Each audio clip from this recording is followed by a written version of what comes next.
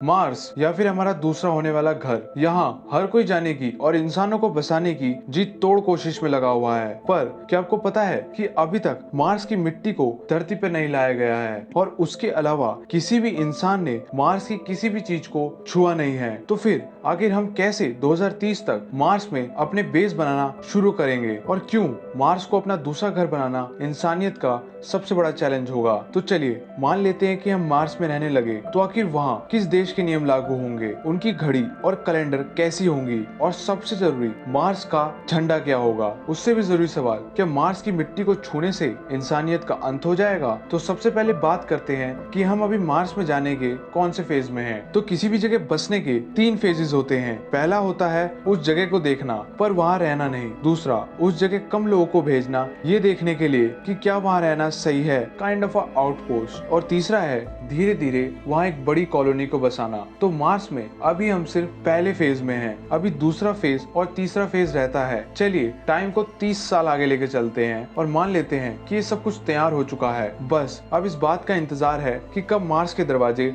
आम इंसानों के लिए खुले। तो सबसे पहले ये जान लीजिए कि जैसे पृथ्वी में एक दिन 24 घंटे का होता है, वहीं मार्स में एक दिन 25 घंटे का होता है। अब आप सोचेंगे कि 1 घंटे से क्या फर्क पड़ता है। अगर किसी को कोई भी चीज अर्थ से ऑपरेट करनी होगी तो कैसे करेगा, या फिर अगर मार्स में किसी का फेवरेट शो अर्थ पे टेलीकास्ट हो रहा है तो उसे किस समय देखेगा। तो इसका एक सिंपल सॉल्यूशन है, शायद से उस समय तक गूगल ये फीचर बना लेगा, या फिर आप ऐसी घड़ी खरीदो जो 2.7% धीरे चलती है नॉर्मल घड़ियों से। अब ये तो जाहिर सी बात है कि जब वक्त धीरे चल रहा है तो महीने भी ज्यादा लंबे होंगे। तो पृथ्वी को 365 दिन लगते हैं सूरज का एक चक्कर लगाने में, तो वही मार्स को 687 दिन लगते हैं। तो फिर वहाँ का कैलेंडर कैसा होगा, तो मैं आपको बता दूं कि वो बन चुका है। ये देखिए, ये रहा, बिल्कुल सही देख रहे हैं, वहाँ 24 महीने होंगे। तो जब आपने इतना ही देख लिया है तो ये देखिए, ये है मार्स का झंडा। अब इसे हमने कई मार्स के मिशनों में देखा है। अब ये ऑफिशियल नहीं है पर ऑफिशियल है। तो अब स्टार्टिंग में मैंने आपको बताया था कि अभी तक किसी भी इंसान ने मार्स की मिट्टी को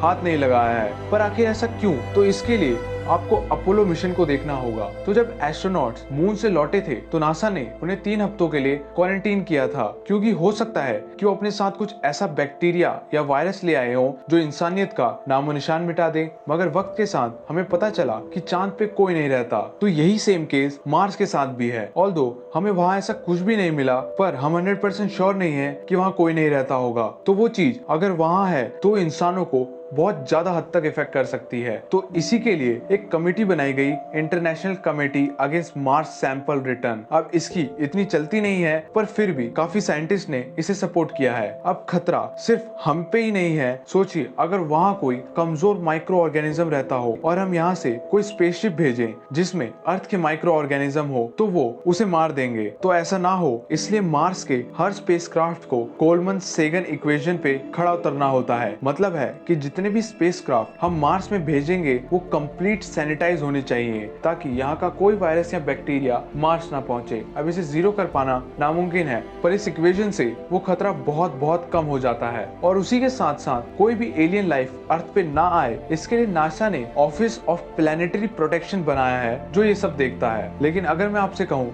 आप और मैं, हम सभी कहीं ना कहीं एलियन हैं। ये बड़ा वियर्ड है, पर जिस हिसाब से हम बने हैं उसमें सिर्फ पृथ्वी का हाथ ही नहीं है। आपको याद है उस 6.5 अरब साल पहले 1000 प्रकाश वर्ष दूर 2 ताकतवर न्यूट्रॉन स्टार आपस में टकराए थे, जिन्होंने हमारे पूरे सोलर सिस्टम को शेप दी थी। उस कोलिजन की वजह से आप गोल्ड और प्लैटिनम और भी कई सारे केमिकल कंपोनेंट देख रहे हैं, जैसे आयोडीन जो हमारे अंदर भी मिलता है, तो वो भी उसी न्यूट्रॉन स्टार की देन है। सेम मार्स के साथ भी है। तो जब भी मार्स में कोई भी ताकतवर उल्कापिंड गिरता है तो वहाँ के कई सारे एटम्स और मॉलिक्यूल्स अर्थ की तरफ बढ़ने लगते हैं बिकॉज ऑफ ग्रेविटी। तो जो भी आपके शरीर में या मेरे शरीर में एटम्स हैं वो मार्स के भी हैं। तो आप 0.00000000000000001% मार्शियन है। जैसे एस्मेट द एंटार्क्टिक सर्च ऑफ मेटेराइट ने 1976 में अंटार्कटिका में 20,000 से ज्यादा